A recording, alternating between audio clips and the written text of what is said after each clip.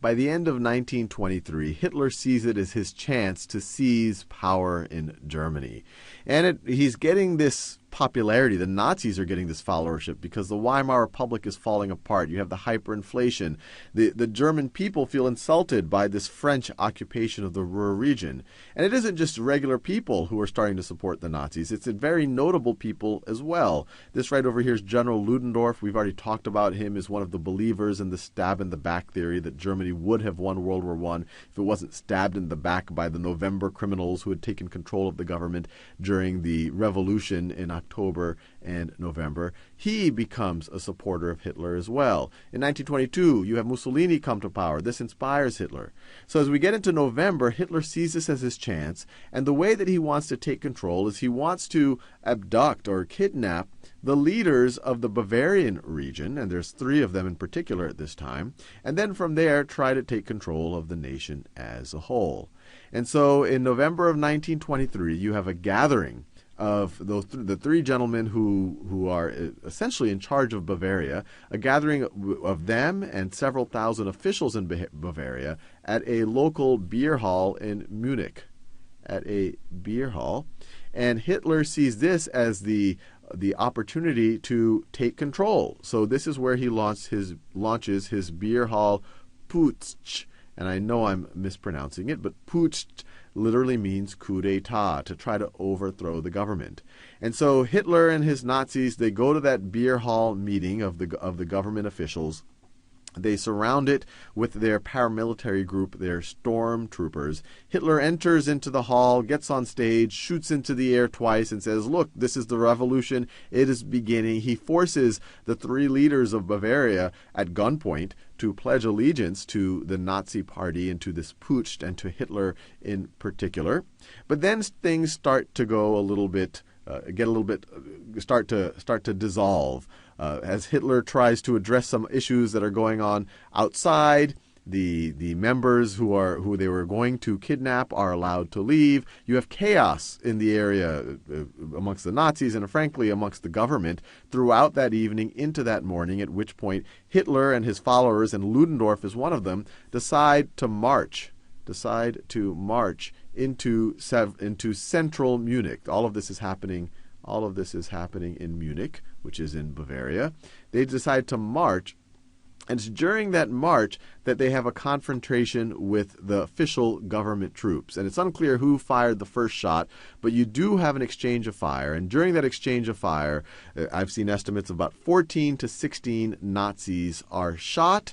A few days later, and a few policemen or a few soldiers are shot as well. And then a few days later, Hitler is arrested. Hitler is arrested. He's tried in early 1924, and then he is sentenced to jail. So all of his ambitions were kind of led to nothing. But in jail, he still continued to develop his philosophy, and he actually continued to develop his following. So he spent roughly the second 2/3 of 1924. In 1924, he spent it in jail. 1924 was spent primarily in jail, but while he was in jail, he dictated his autobiography and his belief system in Mein Kampf, which literally means my struggle. And it's actually banned in many countries. It's not banned in the U.S., but it does make for interesting reading because you get a sense for, on one level, how bizarre Hitler's brain was and how disturbed Hitler's brain was. But on the other side, you can appreciate that he was a strong communicator. Even before any of this, people would talk about how transfixing his eyes were, how much attention people paid to him when he would give a speech. But you can even see this in his writing, and you can do a web search on it, and you can get the entire text of Mein Kampf. And it's disturbing and fascinating at the same time. But this is a little passage, and in this passage, it gives you an idea of Hitler's view of why Germany was having these failures and what he, in his bizarrely disturbed mind, thought what the solution was. If we pass all the causes of the German collapse in review, the ultimate and most decisive remains the failure to recognize the racial problem, and especially the Jewish menace. So he's blaming all of Hitler's difficulties on a racial problem, and in particular on Jews.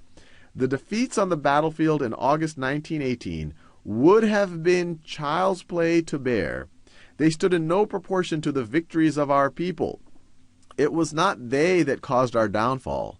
No, it was brought about by that power which prepared these defeats by systematically over many decades robbing our people of the political and moral instincts and forces which alone make nations capable and hence worthy of existence. And if you read a lot of the other texts, what he's talking about is this decades of essentially watering down their society with other people. If they didn't water it down, they say the defeats in the battlefield would have been child's play to bear. In heedlessly ignoring the question of the preservation of the racial foundations of our nation, the old Reich disregarded the sole right which gives life in this world. So he views this racial, in his mind, racial impurity as the reason why Hitler was the reason why Germany was facing all of this difficulty. And as we'll see over the next few videos, this leads to one of the ugliest and bloodiest periods of human history.